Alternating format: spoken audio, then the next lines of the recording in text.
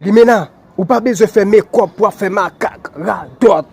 L'on dans la rue, garçon regarde ou regarde boudou, oui.